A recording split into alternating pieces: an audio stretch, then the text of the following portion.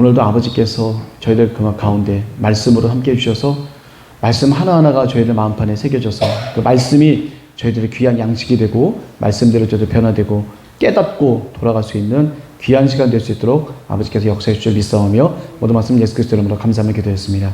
아멘. 감사합니다. 자, 이제까지 우리가 사사시대를 이렇게 얘기를 많이 했어요. 근데 오늘 보게 되면 마지막 사사이신 우리 사무엘 선지자님이 사사시대의 마지막 선지자라고 하고 동시에 최초의 선지자라는 그런 표현을 갖다 씁니다. 물론 제사장의 역할도 해주셨죠. 그래서 중요한 그런 상황입니다. 사무엘 2부는 제가 보게 되면 태초부터 날 때부터도 나시린으로 이렇게 낳게 되는 그런 상황이 되는군요. 어머님의 그 나시린의 서원 기도부터 시작해서 하나님께서 예비하신, 성경에 보면 어떻게 표현이 되어 있냐면 한나의 태를 하나님께서 다 주관하고 계신 거예요. 안 여신 거예요. 한나의 그 뜨거운 기도를 하나님이 인도하신 거죠, 어떻게 보면. 그리고 또 하나 재미있는 게 뭐냐면 한나와 엘가나의 가정이 있어요. 그리고 또 한편에는 엘리 제사장의 가정이 있어요. 한 가정은 하나님 앞에 신실하게 신앙을 드리고 또 서원한 대로 하나님 앞에 약속을 지키고 그 약속한 대로 하나님께서 축복을 주는 가정인 반면에 우리 또 하나의 가정, 우리 목회자 가정이죠. 어떻게 보면 다른 성도님들의 본이 되어야 될 대제사장이시면서 목회자이신 우리 엘리 제사장님 가정은 몰락을 할 수밖에 없는 그런 일이 벌어지게 됐어요. 왜 몰락하게 됐는지는 제가 이제 중간에 계속 이렇게 말씀 한번 드려보도록 하겠습니다. 근데 중요한 건요, 뭐냐면요. 엘리 대제사장님이 우리가 봤었을 때 큰 죄를 진 게 아니에요. 근데 하나님이 보셨을 때는 엄청난 죄예요. 잘 판단하셔야 돼요. 우리가 죄의 잣대를 놓고 우리가 판단해서는 안 됩니다. 하나님이 과연 이거를 어떻게 생각하시느냐. 사람이 봤었을 때는 별로 아닌 것 같은데 하나님은 귀중하게 여길 때가 있어요. 그리고 사람은 너무 귀중한데 하나님은 그냥 그렇게 생각한 만큼 그렇게 귀중하게 생각하지 않으신 부분들이 있어요. 이게 여기에 사람의 생각이 들어가서는 안 되겠다. 과연 하나님은 어떻게 해주시는 거냐. 오늘 목사님께서 처음 하신 복음의 말씀이 있어요. 교회에서 서로 싸우고 시험 들고 나가다 보니까 목사님이 뭐라고 하시냐면 교회에 사람을 보러 오는 거냐. 예수 그리스도를 보러 오는 거냐. 예수 그리스도를 보고 와서 그분과의 관계로 내가 생활하고 나간다면 시험에 들고 사람 때문에 시험에 들고 나갈 일이 없는데 거기에 사람의 생각들, 사람의 생각과 그 사람은요 기본적으로 사랑이라는 게 있는데 사랑이 두 가지가 있어요. 필로에 대한 사랑이 있고 아가페에 대한 사랑이 있어요. 이 필로라고 하는 이 사랑은 어떤 사랑이냐면 내가 준 것만큼 내가 받아야 돼. 이게 인간적인 사랑이에요. 아가페, 예수 그리스도의 사랑은 뭐냐면 그냥 주는 걸로 끝나는 거예요. 우리가 성령 충만하면 내가 성령 충만해서 하나님의 은혜 가운데 있다면 그냥 무한히 사랑은 나눠주고 퍼주고 하는 이런 걸로 끝나게 되겠지만 거기에 또 내 인간적인 마음이 들어가면 내가 그래도 교회에도 내가 그래도 이렇게 했는데 내가 저 사람 저렇게 교회에 있으면서 내가 그래도 좀 도와줬는데 말이야 그렇죠. 아예 괜찮아 뭐 내가 이렇게 해서 다 하나님이 해주신 거야. 무슨 말은 그렇지만 속 마음은 안 그럴 수도 있잖아요. 본전 생각날 때 있잖아요 사실. 나 그래도 친절을 베풀고 열심히 다 했는데 저 사람 나한테 하는 행동이 너무 예의가 없어. 너무 함부로 하는 것 같아. 뭐 처음에는 이제 그냥 아버지 그냥 뭐 이렇게 해서 그래 저럴 수도 있지 뭐 기도하면서 이렇게 가겠지만 점점 지나가다 보면 그 사람도 사람이기 때문에 너무하네. 나 그래도 저 사람한테 이렇게 했는데 좀 너무한 거 아니야? 이런 마음이 들기 시작하면서부터 이제 균열이 오기 시작하면서 두 사람이 싸우면서부터 어떻게 돼요? 서로 이제 그때는 중간에 예수 그리스도가 없어요. 그동안에 이제 내가 했던 것만 생각나. 내가 저 사람한테 잘해줬던 것만 생각나. 저 사람 나한테 그렇게 은혜를 입었는데 그게 이렇게 커지기 시작하다 보게 되면 큰 싸움으로 번지고 아이 모르겠다. 저런 인간 있는 곳에 내가 안 간다. 하나님이 뭐 거기만 있냐? 그걸로 가야지. 이게 함부로 움직이시면 안 돼요. 큰일 나요. 하나님은 질서의 하나님입니다. 그 성도가 어느 곳에 있어야 될 그 질서를 그 성도님이 지켜주셔야 돼요. 각 교회마다 사람들이 있는데 그 질서를 흩으시는 하나님이 아니시거든요. 그러니까 내 생각대로 마음대로 하지 말라 이거예요. 여기에 보게 되면 내 생각대로 마음대로 한 케이스가 있어요. 그래서 엄청난 일이 벌어지게 됩니다. 그 얘기들을 하나씩 할 텐데 오늘 목사님이 하신 말씀이에요. 우리는 예수 그리스도를 바라보고 오신 분들이에요.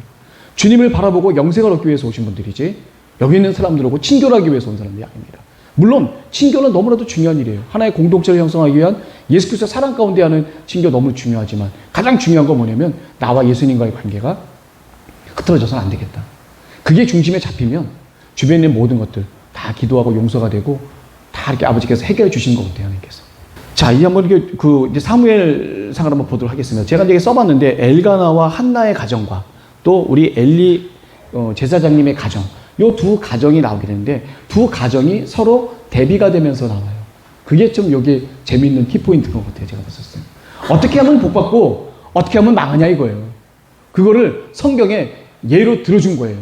그럼 우리는 어떻게 돼요? 아, 이렇게 망한 집안이 있으니까 이렇게 하면 안 되겠구나. 아무리 제사장이지만 몰락되는 그 가정의 그 믿음은 우리가 따라서는 안 되겠다. 하나님 앞에 인정받는 가정, 그 가정이 어떻게 했는지를 우리가 잘 보고 믿고 따르고 기도해야죠. 자, 이렇게 보게 되면 이 첫 번째 엘가나와 한나의 가정 범상치가 않았습니다. 좋게 스타트는 안 했어요. 처음부터 행복했으면 좋은데 안 행복했다는 얘기죠. 자, 라마다 소빔이라는 곳이 있습니다.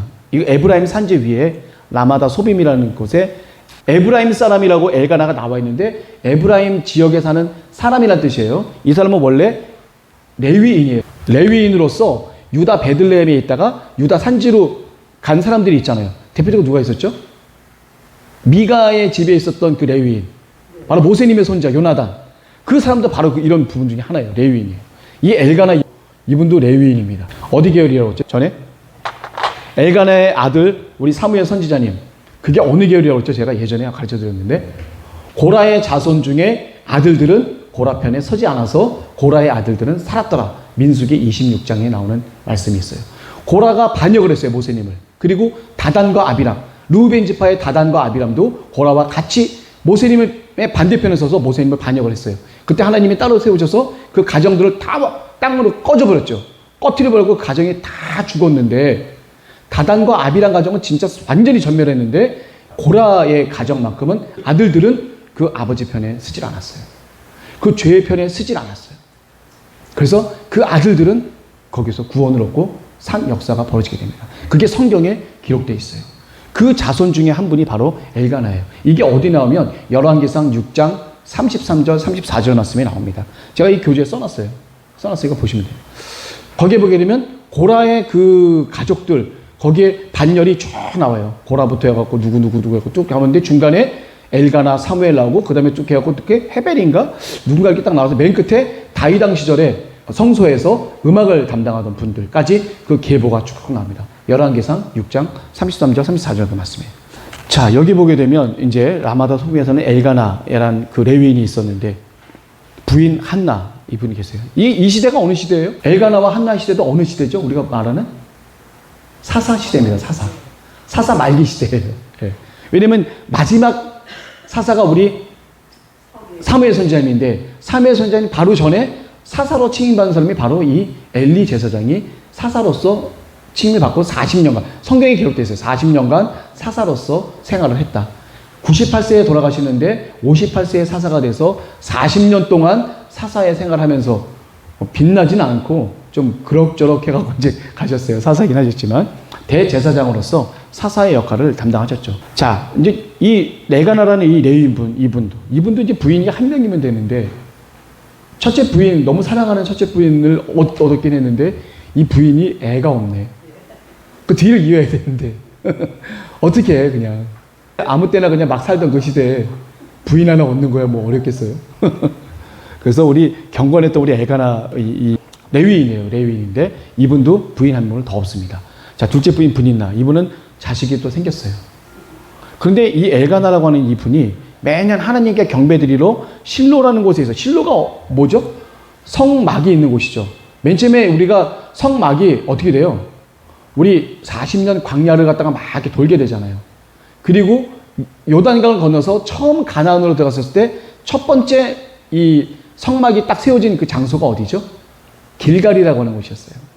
길갈이라는 곳에 성막이 세워졌었고 그 다음에 두 번째 어디냐면 다 분배가 됐는데 7개 지파가 분배가 안 됐어요. 그 지파가 분배될 즈음에 어디로 오게 되냐면 실로라는 곳에 오게 돼요. 실로. 네. 그래서 이 실로라는 곳에 성소를 방문합니다. 이때에는 막 살던 시대예요. 그냥 예배 안 드려도 되고 자기 마음대로 살던 그렇게 했던 사람인데 이 엘가나만큼은 그 마음 가운데 하나님을 사랑하는 마음이 있었고 그 부인 한나도 마찬가지예요.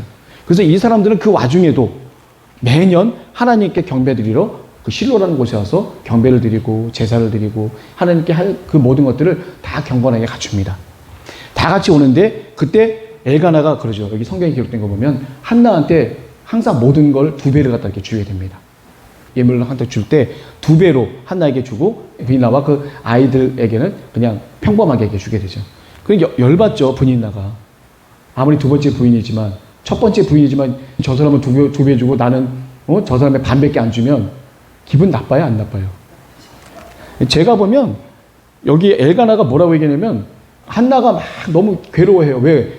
아이 있는 브니나가 얼마나 막 그냥 타박을 했겠어요. 애도 못 가진 여자가 말이야 뭐 하면서 막 대놓고는 못하겠지만 이게 두루두루 해가고 이렇게 하겠죠. 그러니까 한나가 성격이 좀 있어갖고 야 뭐야? 팔 걷어붙이고 머리 끄잡아당기고 막 싸우면 그것도 대충 이길 수 있을 텐데 그런 분이 아니에요 보니까. 그냥 마음에 삭히면서 그냥 상처만 맞는 분이야 내가 보니까. 상처만 막 받고 물기만 하니까 엘가나가 왜 이렇게 힘들어하냐? 너가 10 아들보다 나 한 명이 훨씬 더 낫지 않냐? 라고 하는데 그 말이 이 한나에게 충족이 돼요? 안 되죠. 그리고 이 분위기를 예, 많이 사랑했죠. 예. 근데 문제는 뭐냐면 분위기를 이렇게 만들었어요. 또 엘가나가 아니 2배를 주면 좀 모르게 주면 어때? 한나 불러가고 따로 좀 2배 주면 어때? 그걸 꼭 다 알게 해갖고 격동을 시켜놓고 둘이 싸움 붙여놓고 나 혼자 있으면 10 아들보다 낫지 않냐고 하면 한나가 좋아하겠어요? 아 믿을 거라고는 하나님밖에 없구나. 이 남편도 믿을 수가 없다. 아무리 10 아들보다 귀중한 남편이라고 하지만 지금 한나에게는 아들이 너무 귀중해요. 아들이 있어야 뭐 단순해요. 그냥 여자니까 이 대를 이을 아들이 나에게 있어야 내 이 모든 어려움과 평안함이 다 찾아온다 이거예요. 뭐 어려움이 없어지고 평안함이 찾아온다 이거예요. 딱 봤었을 때. 자, 그래서 이제 한나가 급기야는 어떻게 돼요? 너무 괴롭고 힘드니까 어떻게 돼요? 하나님 앞에 기도로 나가는 거예요. 그게 아멘입니다.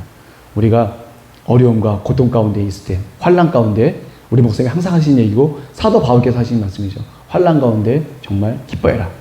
그 환난 가운데 우리가 하나님을 만날 수 있고 하나님의 놀라운 역사를 내가 체험할 수 있고 내가 막 병이 들어서 죽을 수밖에 없는 그 급한 상황들 그리고 돈이 완전히 그냥 다 고갈된 가운데 조금이라도 돈이 생겨야 되는 그런 위급한 상황들 이럴 때 우리가 할 수 있는 거라고는 어느 누구의 손을 뻗쳐봤자 나에게 아무도 도움을 주는 사람이 없어. 그럴 때 우리가 어떻게 돼요? 간절하게 기도하게 되죠. 간절하게. 예전에 제가 간증 비슷하게도 제가 말씀드렸는데 우리 권사님 중 한 분 중에 딱 여기서 일하시다가 딱 떨어져 다쳤어요. 근데 병원 갈 돈이 없어. 그게 너무 힘든 거예요. 그럴 때 목사님한테 간절히 기도를 하시면서 간절히 기도한 거예요. 아버지 정말 나 이거 꼭 낫게 해주셔야 된다고. 전 병원 갈 돈도 없고 아무것도 없는데 하나님 낫게 해주셔야 된다고. 뼈에 살짝 금이 갔어요. 근데 낫게 해주셨어요. 그거 이렇게 간증하셨어요. 들으면 너무 은혜도 하지만 그 분의 그 순간의 그 마음은 얼마나 아프고 힘들었겠냐 이거죠. 힘들고 아프고 막 그런 가운데 우리는 하나님께서 찾아오십니다. 때로는 우리가 너무 교만할 때 살짝 우리에게 환난을 좀 주셔서 그 환난 가운데 또 하나님 앞에 나오야 하는 또 하나님의 놀라운 역사가 있어요. 그러니까 사랑하는 사람에게는 당근과 채찍을 하나님께서 같이 가져가 주신 것 같아요. 자, 이렇게 하나님께 너무나도 이 사사시대에 하나님한테 경배도 드리지 않던 사람들이 수두룩박박했는데 하필이면 하나님한테 이렇게 경배도 잘하고 꼭 가서 예배도 잘 드리고 제사도 잘 드린 이 엘가나 가정에 왜 하필이면 이렇게 하냐 이거예요. 그게 하나님의 놀라운 복음이 있습니다. 이 가정을 통해서 이 가정에서 앞으로 이스라엘을 이끌 큰 선지자가 한 명 나오게 되는 놀라운 역사가 벌어지게 되죠. 그 역사를 하나님이 지금 만들어 가시는 거예요. 자, 그 어머니의 그 아들이라고 그 어머니가 하는 일이 뭐예요? 힘들고 어려울 때 하나님 앞에서 기도하는 거잖아요. 하나님 앞에서 기도합니다. 하나님 내가 자식이 없으니까 마음을 찢으면서 기도해요. 그리고 뭐 방언기도 비슷하게 하신 것 같아요.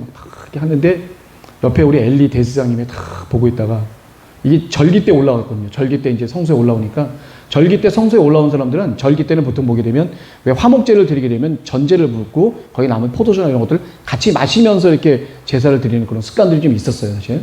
그러다 보니까 가끔 이제 성소에 술을 마시고 이렇게 약간 좀 이렇게 취기가 있는 분들이 와서 기도하고 예배드리러 가는 경우가 있기 때문에 이 한나의 그 모습을 딱 보고 이 사무엘 선지자가 아, 저것도 포도주에 취해갖고 또 헛소리하고 좀 저렇게 있구나. 어디 이렇게 포도주 먹고 와갖고 이렇게 뭐 하는 짓이냐고 한마디 해줘요. 이게 우리 목회자들도 이렇게 보게 되면 저도 목회자지만 이 영혼들이 와서 하는 그런 심령의 상태를 올바로 꿰뚫지 못하고 한다면 그거는 목회자가 깨어있지 못한 거예요. 한나가 와서 그 마음에 가슴을 치면서 막 호통치면서 막 눈물을 흘려가면서 막 하는 그 기도를 어떻게 그 포도주 먹고 와서 그냥 어영부영 하는 그 기도로 그걸 알아듣었다는 얘기 자체가 이미 엘리 제사장님의 이 현재의 영적 상태는 충만하지 못했다. 깨어있지 못했다. 깨어있지 못하니까 어떻게 돼요? 결국 가정의 몰락으로 이어질 수밖에 없는 겁니다. 이 제사장들은요, 우리 목사들은 하나님 앞에 죄를 짓게 되면 큰일 나요. 성도님들은 그냥 적당하게 혼나는 걸 수도 있겠지만 우리 목회자 가정이나 이런 사람들은 그렇지가 않습니다. 그만큼 우리도 책임감이 있어요. 그렇기 때문에 성도님들이 목회자분들을 판단할 필요도 없어요. 이 목사가 어떻고 뭐 저거 어떻고 뭐 아주 왜 저래 뭐 이렇게 하고 뭐 하지 마세요. 괜히 죄만 얻어가 진짜 농담이 아니에요. 목회자들과 제사장들은 판단할 대상들이 아니에요. 제가 목회자를 산다는 게 아니라 그렇대요. 그래서 그 사람들은 하나님이 판단하시게 내버려주세요. 그리고 기도해 주세요. 우리 목회자님 하나님 앞에 바로 설 수 있게 해달라고 그렇게 기도해 주시는 분들은요, 하나님께서 그분만큼 정말 큰 상을 주시는 분이 없어요. 그런 목회자, 왜 이 얘기를 제가 하냐면요, 이 엘리 제사장이 하는 그 얘기가 있어요. 축복 얘기가 있어요. 한나에게 축복을 빌어줘요. 아무리 개판 5분 전 제사장이라도요, 하나님께서 세우신 제사장이기 때문에 그 개판 5분 전 제사장의 입술에서 나오는 그 축복도요, 하나님이 축복으로 가져가신다니까요. 그거 괜히 그런 게 아니에요. 이거 잘하시는 분 누구예요? 다윗 왕이에요. 하나님의 질서를 정확히 하시는 분이에요. 사울 왕, 하나님께서 기름 부음 받은 분이기 때문에 사울 왕을 절대로 손끝 하나 안 건드려요. 죽일 수 있는 순간이 2번이나 있었는데도 절대로 사울 왕을 죽이지 않아요. 그리고 나중에 사울 왕을 죽였다고 누가 데리고 와서 왔는데 그 사람은 죽여요. 죽이면서 뭐라냐면 네가 어떻게 감히 하나님께서 기름 부음 받은 사람에게 함부로 손을 댈 수가 있느냐. 하나님 외에는 할 수가 없는 걸 네가 감히 어떻게 그렇게 하냐면서 다윗왕이 그 사람을 죽이게 됩니다. 이렇게 하나님께서 마음에 합한 자 다윗왕, 이분은 질서를 아시는 분이에요. 그래서 제가 이런 질서를 말씀을 드리는 거예요. 그래서 엘리 제사장님께서 그런 부분들을 잘 몰라요, 이렇게. 그래서 이런 가운데 한나가 이제 얘기를 하죠. 저는 사실 아들이 없어서 너무 힘듭니다. 괴로워서 와서 기도하는 것이니까 그렇게 생각하지 마시라고. 그랬더니 또 엘리가 또 축복을 해줘요. 그랬더니 한나가 마음이 편해져서 돌아갔다라고 하는. 그러니까 엘리 제사장도 사실은 영적으로 깨어있지 못한 제사장이지만 그때 비로소 알고 깨달았었을 때 엘리 제사장의 입에서 하는 그 축복은요, 하나님의 축복이에요. 그 사람이 아무리 개판 5분 전 제사장이라도 그 사람을 하나님께서 이렇게 세우셨기 때문에 그 사람에서 나오는 그 입술에서 나오는 그 축복만큼은 하나님께서 절대로 무시하지 않으십니다. 그거에 대한 질서를 우리가 정확히 알아야겠다. 그래서 엘리 제사장님 가문은 비록 몰락하는 가문일지 모르겠지만 현재 엘리 제사장님이 하는 그런 모든 행동이나 말씀이나 이런 모든 것들은 하나님의 권위를 갖고 하는 거기 때문에 이런 부분은 분명히 알아야 된다. 자, 그래서 이제 여기서 산나가 서운하죠. 아들을 주시면 나시린으로 하나님께 온전히 드리겠습니다. 그래서 나중에 온전히 드려요, 사무엘님을. 그래서 이 엘리 제사장님이 축복을 하죠. 그래서 한나의 마음이, 제사장님이 축복을 해주니까 마음이 한결 편해졌어. 남편이 옆에서 위로하는 것보다 훨씬 위로가 됐어. 그래서 우리 한나님께서 이제 돌아갔어요. 그래서 한나가 이제 돌아가서 같이 이제 엘가나와 같이 이제 잠자리를 갖게 되고 거기서 아이를 갖게 돼서 그 아이를 낳게 되는데 그 아이의 이름은 이제 사무엘이라고 하는 거죠. 사무엘이라는 게 하나님께 구하다 이런 뜻입니다. 하나님께 구하다. 자, 그래서 이제 그 엘가나님이 이제 또 매 년마다 이제 성소로 올라가니까 다 성소로 올라가려고 딱 그럴 때 한나가 그래요. 이 아이가 젖을 떼기 전까지는 난 좀 안 올라가겠다. 그 왜 그렇겠어요? 이제 젖을 떼면 어떻게 돼? 헤어져야 돼요. 사무엘을 하나님께 드리기로 했으니까 내가 젖을 떼기 전까지는 내가 우리 아들을 좀 데리고 있겠습니다. 라고 이렇게 얘기를 하게 되는 거죠, 이게. 여기에 이제 서원한 대로 한나가 이제 아들을 사무엘을 이제 주님께 바치는 건데, 여기서 사무엘이라고 하는 것은 주께 간구하여 얻은 아들이다. 주께 간구하여서 얻은 그런 부분이라고 것을 알 수가 있어요. 사무엘 이름 자체도 그렇습니다. 이스라엘에는요, 이름을 지을 때 어떤 특별한 사건이나 특별한 역사나 특별한 일이 나에게 벌어졌었을 때 그것을 해서 짓는 그런 것도 많아요.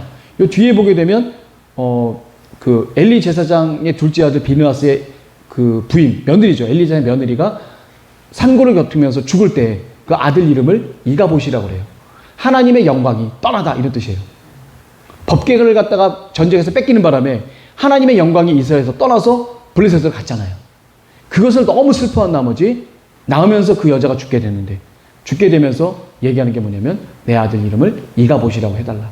이가봇이라는 뜻은 하나님의 영광이 떠나다 이런 뜻이에요. 그래서 이스라엘을 보게 되면 이름을 지을 때 어떤 특별한 사건이나 특별한 어떤 그 조건이나 이런 것들로 이름을 지을 경우가 이렇게 종종 있어요. 흔히 있습니다. 그런 경우들이. 자, 그래서 이제 한나가 이제 사무엘과 이게 같이 지내면서 졌을 때요. 여기 보게 되면 제가 좀 적어놨습니다. 제물로 드려지는 새끼 짐승의 경우, 낳자마자 제물로 드려지게 되는 새끼 짐승의 경우에도 7일간은 어미와 같이 있게 하고 그리고 나서 제물을 드리도록 그렇게 당분간만큼 젖을 떼기 전이라는 그런 표현을 쓰면 되겠죠. 그래서 보통 고대 이스라엘 사회에서 아이의 젖대는 시기가 보통 최소한 3세 이하 정도는 돼야 된다. 3살 정도까지는 젖을 먹고 자랄 수 있다라고 생각을 해서 그 이하로 이제 젖을 뗀다고 이렇게 생각하죠. 그러니까 아마 사무엘님이 그 젖을 뗀 그 시점이다 보니까 3살 전후쯤 해갖고 아마 그 한나가 데리고 엘리 제사장한테 데려간 것 같아요. 자, 이렇게 그 다음에 이제 한나가 사실은 불임 기간이었었고 아이를 도저히 가질 수 없었었는데 하나님께 간구해서 얻은 그 아들이 이제 딱 나타났어요. 아들 낳게 됐는데 그 아들을 낳은 것에 대한 그 감사의 찬양이 바로 한나의 찬양으로 이렇게 나와 있습니다. 이게 한나의 찬양과 또 나중에 보게 되면 우리 마리아님 있죠. 성모 마리아, 예수님의 어머님 되시는 마리아께서 누가 보면 1장에 보게 되면 하나님께 드리는 찬양이 있어요. 예수 그리스도를 낳고 나서 드리는 하나님께 대한 찬양이 있는데 그 내용과 많이 흡사해요. 그래서 우리 2대 찬양이라고 하면 이 한나님의 찬양과 우리 마리아님의 찬양, 아이를 낳고서의 드리는 하나님께 드리는 그 찬양이 바로 이렇게 있습니다. 어떻게 보면 그 사무엘님도 보면 한 획을 그셨던 선지자님이시잖아요. 유명한 선지자님이시죠. 모세님 정도급은 아니더라도 그 바로 다음 정도급 정도 된다고 하는 엄청난 분이. 왜냐면 하나님의 이상, 하나님의 환상, 하나님의 임재하심 나타나셔서 직접 얘기하시는 거는 모세님 외에는 없었잖아요, 사실. 물론 여호수아님에게도 있으셨지만 그 사무엘 선지자님에게도 오랜 동안 하나님이 나타나지 않으셨다가 어디서부터 나타나시냐면 바로 사무엘 선지자 때부터 딱 나타나요. 그 전에는 하나님의 이상과 뭐 환상과 이런 것이 없었다라고 이제 성경에 기록되어 있는데 바로 처음으로 사무엘에게 하나님이 직접 나타나셔서 말씀을 하시게 되는 그 상황이 되는 거죠. 그래서 하나님의 찬양이 있습니다. 모든 생사복락을 그동안에 마음에 얼마나 상처를 받았겠어요. 업신여김 받고 막 여기저기 욕먹고 막 모든 그런 찬양을 하나님께 드리는 그 찬양이 있어요. 이 하나님의 그 찬양을 보면 엄청난 그 뭐라 그럴까 그 찬양이거든요. 제가 한번 쫙 볼게요. 교재 5페이지 한번 보시겠어요? 한나가 기도하여 말씀드리길 내 마음이 여호와를 인하여 즐거워하며 내 뿔이 여호와를 인하여 높아졌으며, 뿔이라는 것은 이제 권이라는 의미죠. 권위. 자, 내 입이 원수들을 향하여 크게 열렸으나 이는 내가 주의 구원을 인하여 기뻐합니다. 여호와와 같이 거룩한 이가 없으시니 온 세상에 주님과 견줄 이는 아무도 없고 우리 하나님 같은 믿고 의지할 반석도 없으십니다. 본인이 전혀 불가능할 것 같은 아이를 갖다 낳게 되다 보니까 이게 하나님이 이런 분이시구나라는 것을 본인이 깨닫게 되는 거예요. 그러면서 자연스럽게 나오는 하나님께 드리는 진정한 찬양이 되죠.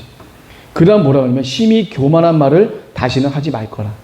교만한 말을 하지 마라. 오만한 말을 너 입에서 내지 마라. 여호와는 지식의 하나님이시다. 행동을 바라보시고 용사의 화를 꺾고 약자들에게는 힘과 용기를 불어넣어 주시고 교만한 부자들은 가난하게 되셔서 양식을 구하려고 품을 팔고, 그렇지만 줄이던 자들은 더 이상 줄이지 않게 하시는 분이 바로 여호와 하나님이시다. 전에 잉태치 못하던 자는 아이를 7이나 낳지만 많은 자녀를 둔 자는 홀로 남아 탄식하게 된다. 이게 바로 하나님의 역사다. 부족한 사람들, 어려운 사람들, 힘든 사람들을 들어 쓰셔서 하나님은 놀라운 역사를 하신다는 그런 간절한 그 찬양을 우리 하나님께서 하고 계신 거예요. 그 다음에도 또 있지만 여기까지만 읽고 좀 넘어가도록 하겠습니다. 자, 그 다음에 이제 하나님이 찬양하셔서 이제 그 성소에다가 우리 사무엘님을 온전히 엘리 제사장님께 맡겼어요. 맡기고 이제 내려와요. 그리고 하나님께서는 1년에 딱 한 번 올라가셨대요. 성경에 나와 있어요. 매번 올라가면 아이가 엄마랑 정들게 되잖아요. 알게 되잖아요. 그러니까 온전히 하나님께 드려진 나시린이기 때문에 1년에 딱 한 번 갔대요. 에봇, 조그마한 겉옷 하나 지어갖고 1년에 한 번씩 가서 그 아들에게 겉옷을 지어주고 또 내려오고. 그랬더니 우리 엘리 제사장님이 어떻게 했어요? 축복도 해줘요. 두 번째 축복. 뭐라고 축복해주냐면요. 엘리가 그 엘가나와 그 안에 한나에게 축복해서 말하길. 이 교재 7페이지 맨 밑부분에 나옵니다. 여호와께서 이 여인으로 말미암아 내게 후사를 주사 여호와께 간구하여 얻은 아들을 대신하게 하시길 원하노라. 이게 뭐냐면요. 하나님께 드린 사무엘이 있잖아요. 그러니까 이 사무엘 드리는 걸로 이 여자가 끝나는 게 아니라 이 첫 번째 아들을 대신해서 얻을 또 다른 자녀들을 얻기를 원한다. 그 축복을 지금 엘리 제사장님이 하시는 거예요. 이 축복은 바로 하나님께서 엘리 제사장님의 입을 통해서 하시는 하나님의 축복이에요. 엘리 제사장님이 비둔하든 미천하든 영적 충만하든 뭐 그 상관없이 어쨌거나 하나님이 세우신 제사장님이시기 때문에 그 입술을 통해서 하시는 그 축복만큼은 하나님이 하신 축복이다. 그래서 어떻게 돼요? 아들 3명과 딸 2명을 더 얻게 되죠. 한나가 무자했다가 자식이 없어갖고 비천함을 받았다가 나중에는 어떻게 돼요? 사무엘 아들을 하나님께 서원해서 드린 하나님 그 사무엘을 얻고 그 아들을 하나님께 드리게 되죠. 그리고 난 뒤에 엘리 제사장님은 그 드린 아들 대신해서 또 다른 자녀들 얻길 원합니다. 해서 3명, 2명 해서 5명을 낳게 되죠. 여기 보면 한나가 할 때 어떻게 돼요? 무자했던 사람은 자녀 7을 얻게 되고 이렇게 표현 쓰죠. 예, 이게 뭐냐면 자기가 아무런 자녀도 없는데 하나님이 자녀 하나를 줬단 말이에요. 근데 그 자녀는 비록 내가 데리고서 키울 수 있는 건 안 돼. 하나님 앞에 서운했기 때문에. 근데 어떻게 돼? 입다처럼 서운한 거 아니에요. 자기 딸, 너 맨시에 나오는 사람 내가 죽이겠다고 서운한 것처럼 자기 아들 서운했기 때문에 어떻게 할 수는 없지만 그래도 내가 낳은 아들을 하나님께서 허락하신 거가 너무 감사해서 그 감사에 대한 그 얘기가 나왔는데 그 말이 씨가 돼갖고 5명.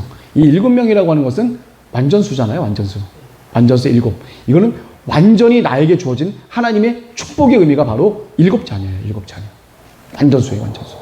근데 하나님은 이제 5명의 자녀를 주셔서 부족함 없이 그 가정에 행복과 축복을 주셨다는 것을 우리가 잊지 말아야 될 것 같아요. 여기 계신 분들 지금 하나님께 오셔서 예배 드리고 또 하나님께 간절히 기도하시고 또 하나님 전에 필요한 거 있으면 다 마음에 주시는 감동으로 또 공급도 하시고 여러 가지 그 하나님께서 주시는 여러 가지 그 기도에 대한 응답들이 있으시잖아요. 그걸 하시는 가운데 하나님께서 하나씩 그 가정에도 축복을 주시고 또 막혔던 길을 열어주시고 여러 가지 힘들었던 일을 해결해 주시는 그런 놀라운 역사가 있을 줄 믿고 그리고 그렇게 체험하셨을 줄로 믿고 제가 또 얘기를 또 진행해 보도록 하겠습니다. 자, 엘리 제사장 2 아들 참 나쁜 놈들이에요. 같은 반열에 있는 저도 참 제가 봐도 나쁜 놈들이야. 이 큰 아들이 홈리야. 둘째 아들 비느하스. 자, 뭔 잘못을 했냐? 3가지 제가 한번 말씀드려볼게요. 자, 재물에 있어서 이게 하나님의 그 성소에 오면 재물을 바치잖아요. 그걸 바치면 그거를 먼저 기름을 떠요. 그리고 그것은 삶아야. 그 삶은 것 중에 일부 제사장님에게 돌아갈 것을 떼고 나머지는 태웁니다. 근데 이 기름을 떼기 전에 이미 어떻게 하냐면 숯불에 구워 먹으려고 기름을 먼저 떼야 돼요. 하나님께. 기름과 피는 절대로 못 먹게 돼 있어요. 그 저번에 배우셨죠? 기름과 피, 생명을 기준으로 하는 이 기름과 피는 절대로 사람이 손을 댈 수가 없습니다. 이 기름, 피를 떨어버리고 기름을 다 태우고 하나님께 드리는 거예요. 그거 하기 전에 자기가 먼저 고기를 썰었다?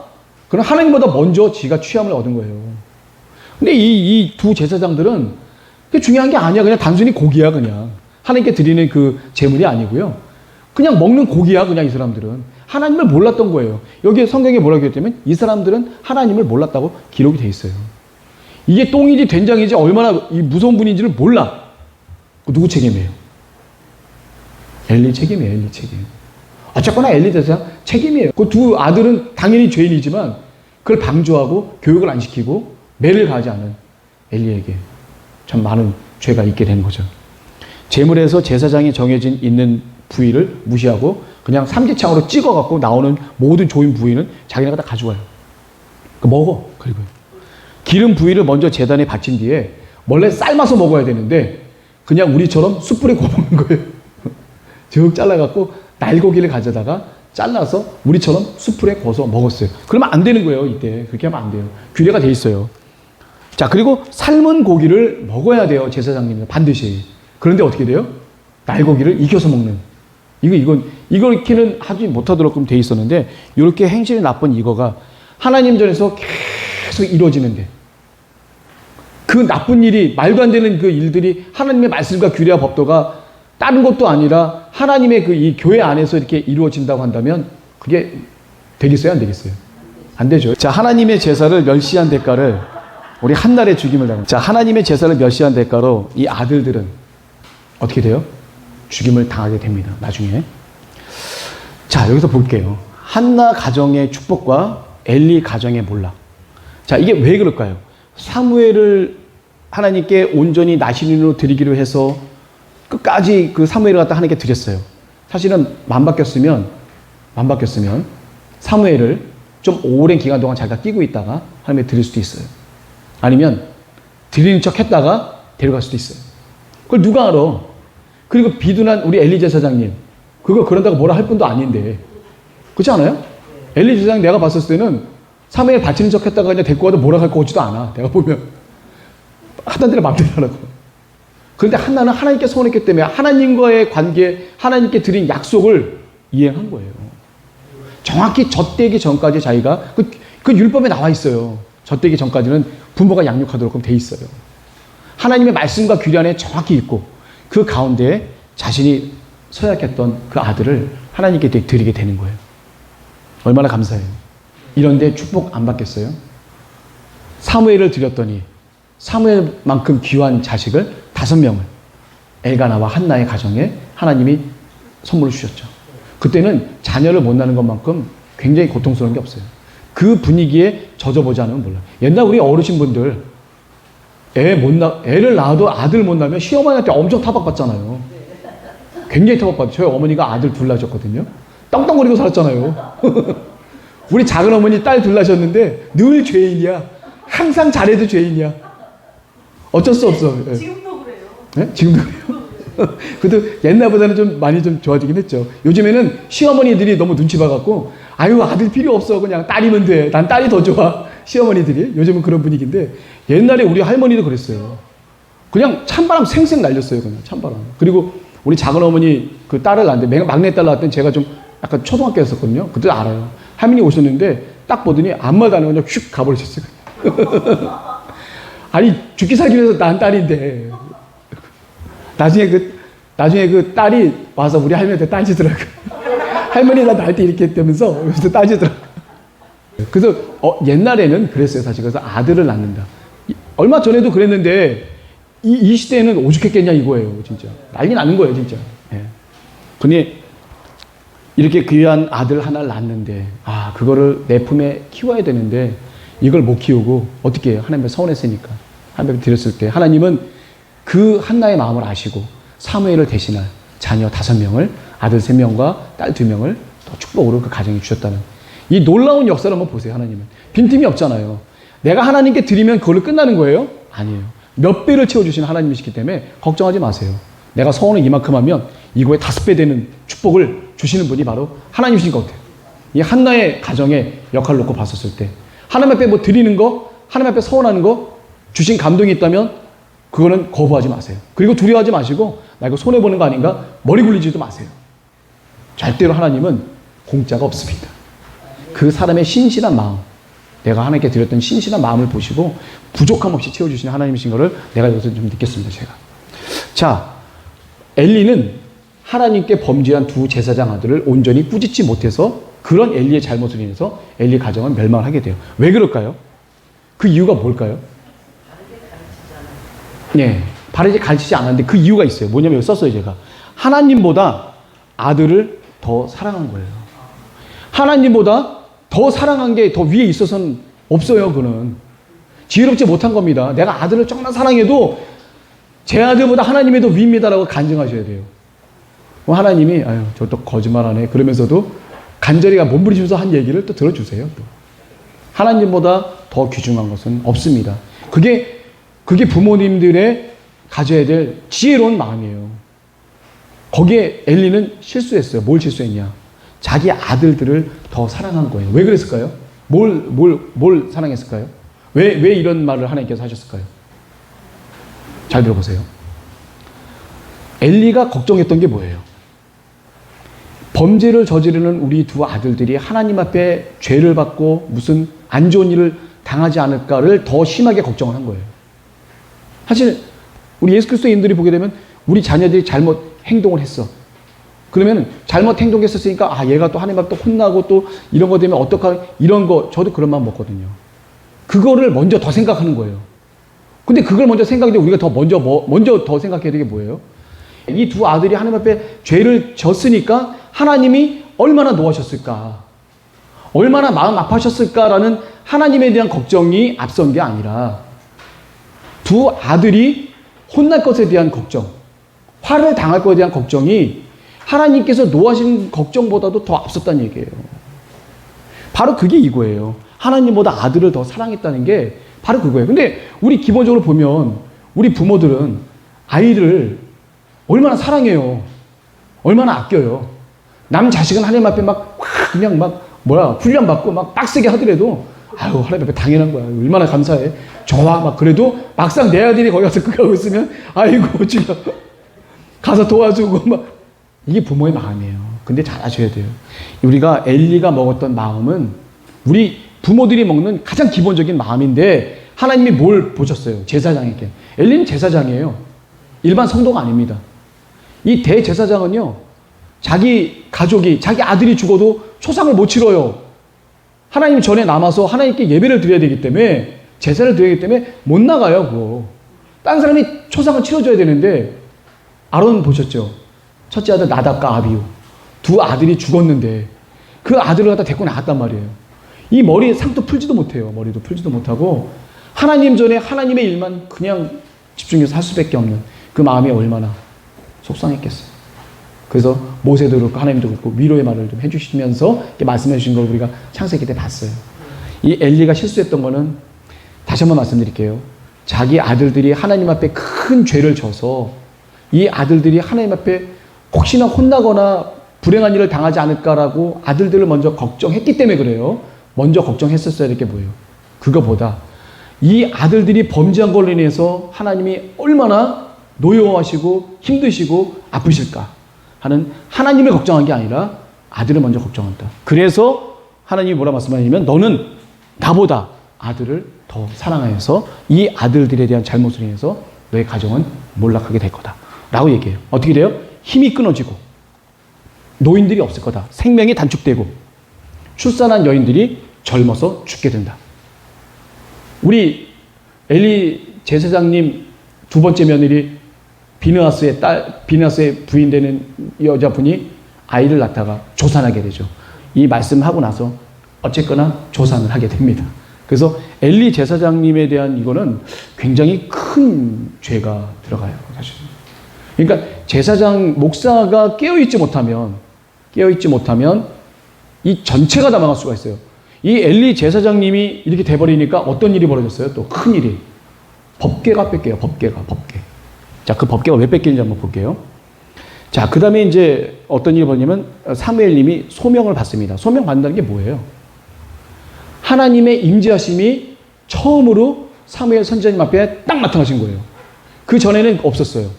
모세님, 여호수아님 그 시절 이후에 사사기 시절 쭉 가면서부터 하나님의 역사하심과 임재하심이 전혀 없던 사람들이 마음대로 행동하던 그러한 시대였었다가 처음으로 엘리 제사장님이 사사로 있던 그 시절 그 끝말쯤 돼갖고 처음으로 하나님이 임재를 하시고 자신의 모습을 나타내시는 거죠. 처음으로 우리 사무엘님한테 하나님께서 나타나세요. 그리고 처음에 말씀하신 게 뭐예요?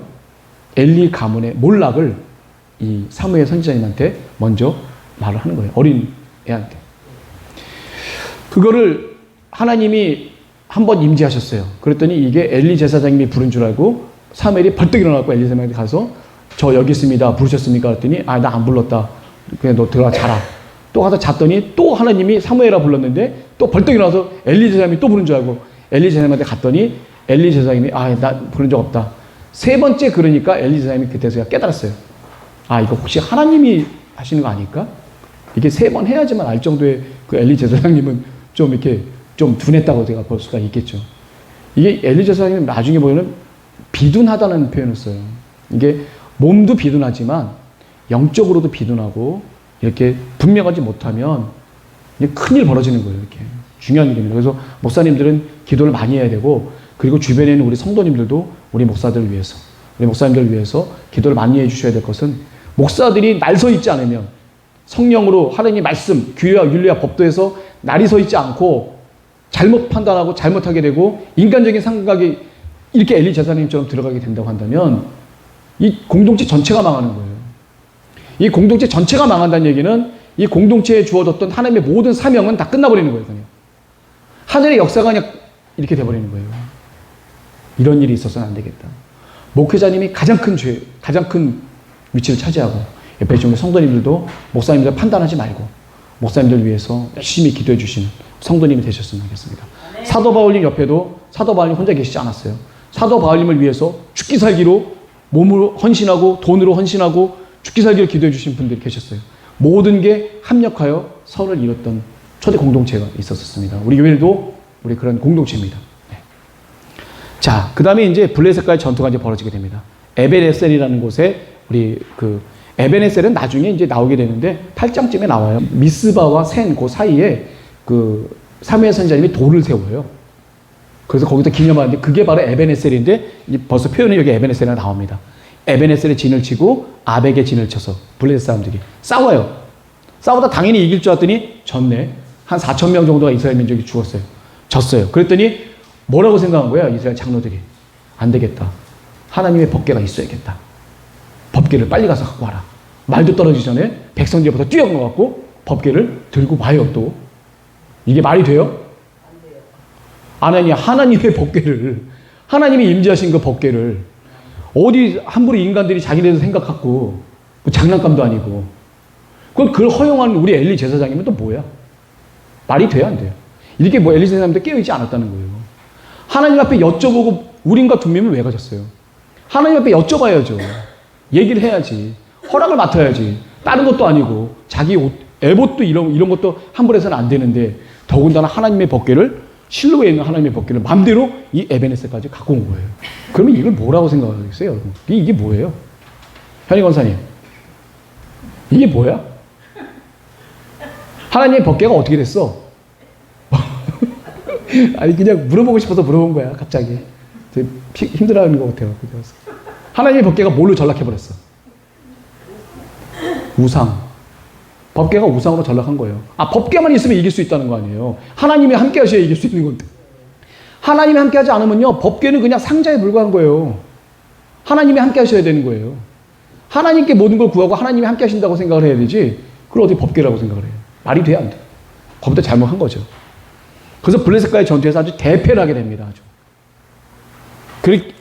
이렇게 돼서, 그 다음에 이제 엘리가 그 성경의 표현이 어떻게 되냐면, 법궤로 인하여 떨고 있다라는 표현을 써요. 법궤로 인해서. 그리고 그 사람이 성막 안에 있지 않고 성막 밖에 길가에 앉아서 기다리고 있어요. 어떻게 될까? 법궤가 갔단 말이에요, 지금. 법궤가 갔는데 만약에 거기서 전쟁에 졌어. 그러면 여호와 하나님을 얼마나 만홀히 여기게 돼요. 하나님이 가셨는데도 졌어. 되는 거예요? 안 되잖아요. 가면 반드시 이겨야 되거든요. 근데 엘리 제사장의 마음 한켠에는 지는 거에 대한 두려움이 있었던 얘기예요. 왜? 확실히 있게 간 게 아니라, 하나님이 가라고 해서 간 게 아니라 가져간다고 하니까 보내준 거 아니에요. 이게 잘못된 거라는 얘기죠. 우리가 모든 역사, 당연히 하나님의 법궤조차도 자기네들 마음대로 움직였다. 그러니 여기서 승리를 하겠냐 이거죠. 승리할 수가 없습니다. 다 죽게 되죠. 그래서 엘리가 이제 딱 있는데 베냐민 지파 사람인가 한 사람이 막 뛰어와서 이제 그 얘기를 합니다. 그래서 어떻게 되냐면, 뭘 보고하냐면, 전쟁에서 이스라엘이 완전히 대패했습니다. 큰 살육이 났고 이스라엘이 완전히 패했습니다. 하나님의 법궤가 있는데도. 그리고 당신이 살아가는 홈리와 비느하스, 한날 한시에 하나님 죽이겠다고 하셨잖아요. 그 두 사람이 죽을 때 엘리 너 가문이 이제 몰락이 시작되는 것에 대한 예표다라고 하나님의 사자, 우리가 말하면 메시아 예수 그리스도라고 볼 수 있겠죠. 한 영이 오셔서 엘리에게 말씀하셨죠. 이렇게 그랬을 때 두 아들의 죽음이 이제 벌어졌어요. 거기까지는 그래도 괜찮았는데 엘리가 무슨 얘기를 듣고 뒤로 자빠졌고 목이 부러져요? 법궤를 뺏겼어요. 법궤를. 법궤 때문에 지금 가뜩이나 마음 떨고 막 마음 졸이고 있는데 이 법궤가 갔는데 어떻게 되는 건가? 그것 때문에 막 부르르 떨고 있는데 엘리도 소심하고 좀 분명하지 않아서 그렇지 하나님께 대한 사랑과 이런 것들은 있었어요. 기본적으로 엘리도 제사장으로서의 어떤 그런 부분에 있어서는 그런 대로 뭐 상 정도는 아니지만 중상 정도 되는 그런 분들이었던 것 같아요. 그런데요, 이 법궤를 뺏기자 그 순간에 어떻게 돼? 뒤로 넘어져서 너무 놀라서 뒤로 넘어져서 몸이 비둔하니까 한번 딱 꺾이니까 그냥 그대로 곤두박질 씌워갖고 목뼈가 부러져갖고 바로 거기서 축사를 하시게 되죠. 뭐 때문에? 이 법궤를 뺏겼다는 말이에요. 이 법궤를 뺏겼다는 거는 뭐냐면 하나님의 그 영이 이스라엘을 완전히 떠나신 거라는 그런 의미를 밖에는 상상할 수가 없잖아요. 그런 여호와 하나님도 아니신데 하나님이 법궤를 갖다 만들어서 이렇게 하긴 하지만 인간들이 마음대로 왔다 갔다 하는 그 법궤에 하나님이 거기 계속 쫓아다니실 분은 아니잖아요. 그런데도 이 비둔한 엘리는 그렇게 생각한 거죠. 그리고 그렇게 될 수밖에 없고요. 그리고 엘리의 며느리가 한 명 있어요. 지혜로운 엘리의 며느리인 것 같아요. 이 사람이 아들을 갖다 낳고 있는 도중인데 자기 남편과 시아버지 다 죽고 그 다음에 시아주머님도 죽고 자기 남편도 다 죽었다는 얘기에 그리고 법궤까지 뺏겼다는 그 얘기에 이 여자가 산통의 고통을 느끼지 못하는 거예요. 옆에 있는 여인들이 걱정하지 마라. 내가 아들을 낳았다 해도 그게 하나도 기쁘지가 않아. 아무렇지도 않아 그냥 그렇게 되는 거예요. 그냥 무감각이 됐어요. 이미 그래서 너무 괴로운 나머지 죽기 바로 직전에 이 아이의 이름을 뭐라고 그래요? 이가봇이라고 하라고. 이가봇. 하나님의 영광이 떠났다. 제가 아까도 말씀드렸지만 어떤 특수한 상황에서 벌어지는 그런 상황을 갖고 이스라엘 사람들은 이름을 져요. 자신의 어떤 그 상황이 하나님의 영광이 떠났다고 하는 그 특수한 상황에 맞춰서 자신이 태어난 아들을 이가봇이라고 이렇게 합니다. 자, 이렇게 해서 이제 엘리 가문이 몰락을 하고 그 다음에 한나의 가정은 축복을 받게 되는 이런 과정의 이 얘기를 갖다 들어주게 됐는데요. 자, 그 다음에 마지막 블레셋 땅으로 이제 언약궤를 이제 블레셋 사람들이 가져갔잖아요. 그러면 이제 가져갔으니까 이 사람들이 얼마나 기세등등해. 야, 우리 다곤신이 하나님의 그 여호와보다도, 왜냐면 여호와의 법궤가 왔다는 얘기는 그 법궤에 대한 의미는 블레셋 사람들도 의미를 알고 있거든요. 옛날에 그 애굽에서 그 이집트 군대에 들어갔다가 완전히 함몰시켰던 그 여호와 하나님의 그 크신 위대한 법궤가 왔는데 우리가 이겼다 이거예요. 그게 얼마나 승승장구하고 얼마나 대단해. 그래서 어떻게 돼요? 자신들이 갖고 모시고 있는 다곤신의 신전에다가 그 앞에다가 이제 법궤를 딱 갖다 놓게 되죠. 그랬으면 되는데 그 다음날에 이러니까 굉장히 죄송합니다 표현이 좀 쪽팔린 일이 벌어졌어요. 다곤신이 이렇게 있다가 푹 쓰러졌네. 별거 아니, 왜 이렇게 쓰러졌지? 우연하게 쓰러질 수도 있어요. 그래서 왜 그래 그랬고 이 얘기가 알려지기 전에 제사장들이 얼른 들어가고 확 세워놨단 말이에요. 그러면 이 세워놨다는 이 의미가 뭐예요? 다곤신은 그 사람들이 기도하는 사람들이 세워줘야지만 세워짐을 얻을 수 있는 그런 무능력한 신밖에 안 되는 거 아니에요. 이 사람도 이상하다. 우연이겠지. 뭐 이럴 수도 있으니까. 아무 생각 없이 하고 그 다음날 딱 됐는데 이번엔 자빠진 것뿐만 아니라 목도 잘리고 팔도 잘려갖고 문지방 위에 있네. 더 어수선한 거야. 더 답답한 거야 이게. 이거 다곤신한테 이게 영광을 돌릴 수도 없고 안 돌릴 수도 없고. 하나님의 능력이 블레셋에서 하나님의 능력이 벌어지는 거예요. 그래서 하나님의 그 법궤가 어떻게 돼요? 맨 처음에 아스돗이라는 그 곳에 가서 그 다곤신에게 그런 일이 벌어지니까 불안하잖아요. 불안한 가운데 또 아스돗에 뭐가 돌아요? 독종이 돌죠. 독종. 큰 병이 돌아요. 전염병이. 확 돌아서 거기가 그냥 완전 쑥대밭이 되니까 사람들이 일단 겁나는 거예요. 이 법궤를 일단 딴 데로 옮겨보자. 그래서 어디로 옮겨가냐면 가드로 옮겨가게 돼요. 가드로 옮겨갔더니 그 모든 성읍에 또 독종이 확 나서 그 사람들 다 작살나게 생겼어. 안 되겠다. 그 다음에 어디로 가? 에그론이라는 데로 한번 갔어. 그 블레셋의 5개 도시 아시죠? 가드, 가사, 에스글론, 에글론, 그 다음에 여기 아스도 이렇게 5개. 그 중에 3 도시를 갖다 가게 됐는데 에그론까지 가니까 도무지 안 되겠어요. 그래서 어떤 결론이 나요? 요번까지는 우리가 에그론까지만 간 걸로 돼 있어요. 5장에. 6장에 어디로 가게 돼요? 이스라엘 땅, 본처로 가게 되죠. 어디냐면 베세메스라는 곳으로 가게 돼요. 나중에 얘기를 하지만 베세메스 갔다 그다음에 어디예요? 결국엔 기럇 여아림. 베세메스 또 이 사람도 실수해. 그래서 70명이 죽게 되는 바람에 다시 기럇 여아림 마지막으로 가게 되죠. 거기서 나중에 이제 다윗 왕이 이제 거기서 이제 갖고 오게 되는 그런 역사가 벌어질 텐데 하나님의 놀라운 역사는요, 아무리 블레셋 사람들이 하나님의 교회를 가져가서, 이게 블레셋에 가서 하나님이 이렇게 한 이유가 있어요. 뭐냐면, 그 여호와의 교회를 한낱 전리품으로 몰락시켜버린 거예요. 블레셋 사람들이.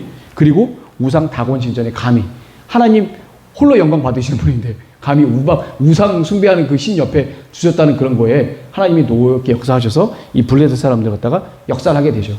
놀라운 하나님의 역사를 이 블레셋 사람들이 체험을 하게 되고, 결국은 어떻게 돼요? 아까 목사님 성경 퀴즈에 나왔던 금독종, 금쥐 5마리씩 해갖고 수레에 실어서, 그 다음에 젖을 떼지 않은 암소 2마리, 멍에를 매지 않았던 암소 2마리, 그리고 그 새끼들은 집에 가두고, 집에 가둔 그 새끼를 생각하면서 이 암소 2마리가 그대로 벳세메스까지 아무 연락 없이 갔다. 이거는 바로 하나님이 하신 거다. 아니면 아니다. 라고 블레셋 사람들이 생각을 했는데, 그 암소 2마리가 자기의 새끼를 갖다 띄고, 젖도 떼지 않았는데, 젖도 떼지 않은 상태에서 그 암소 2마리가 그 수레를 싣고 그대로 쭉 벳세메스까지 좌로 나오나 치우치지 않고 쭉 가게 하신 거는 놀라운 하나님의 역사였다. 그 얘기가 이제 6장에 지금 나오게 됩니다. 이걸 보면서 제가 생각했던 게 뭐냐면, 가장 중요한 게 우리 가정들이잖아요. 그래서 우리 엘가나와 한나의 가정, 엘리의 가정, 몰락할 수밖에 없는 엘리의 가정과 또 축복받았던 한나의 가정. 한나의 가정은 어떤 가정이었어요?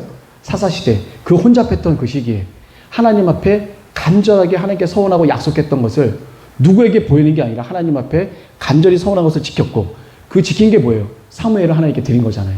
자기가 꿰고 찰 수도 있고, 자기가 영영 귀한 아들 하나 얻었으니까 요 아들을 갖다 끝까지 내가 데리고 있을 수도 있었어요. 그럼 아까도 말씀드렸지만 비둔한 우리 엘리 제사장님은 뭐라고 안 했을 거다. 전화 연락해갖고 왜 안 갖고 오냐고 뭐라고 하진 않았을 거다. 그런데도 한나는 신실한 마음으로 하나님께 서원했던 사무엘을 하나님께 온전히 드렸을 때, 사무엘을 대신해서 아들 3명과 딸 2명을 주는 놀라운 축복의 역사가 한나의 가정에 있게 됐죠. 우리가 하나님께 드리는 것은 정말 신실해야 됩니다. 내가 노동을 드려도, 내 시간을 드려도, 내 물질을 드려도, 내 갖고 있는 모든 것을 하나님께 드리는 이 모든 것들은 신실해야 됩니다. 그리고 신실한 것 그 이상으로 하나님이 채워주신다는 것을 성경의 역사를 보게 되면 우리가 다 알 수 있어요. 우리 한나의 가정을 보게 되면 부족함 없이 하나님께서 다 채워주신 것을 우리가 알 수 있습니다. 우리 요엘의 가정, 다시 한번 제가 결론을 내리면, 우리 목사님을 위해서 엘리 가정이 몰락했던 것처럼 우리 목사님이나 저나 다 사람이에요. 유혹을 받을 수 있고, 또 여러 가지 사탄의 유혹을 받을 수 있고, 힘겹게 싸우면서 갈 수 있는 그런 상황인데, 우리 성도님들이 좀 잘 먼저, 우리 전사님이 왜 우리 기도방에 올려놓으셨잖아요. 우리 요 기도하기 전에 먼저 우리 목사님의 가정을 위해서 더 뜨겁게 기도해 주세요. 우리 목사님 가정이 살아야 우리 요일에 살 수 있습니다. 중요하잖아요. 예, 그 얘기를 마지막으로 제가 이렇게 놓고, 이제 사무엘상 이제 시작이 됐습니다. 본격적으로 재미있는 얘기가 시작이 됐는데, 그 다음에 더 하나님의 놀라운 역사가 끊임없이 벌어지게 되는 것을 우리 다음 시간에도 뵙도록 하도록 하겠습니다. 자, 우리 사무엘 1장부터 5장까지의 사무엘 첫 번째 시간을 마치도록 하겠습니다.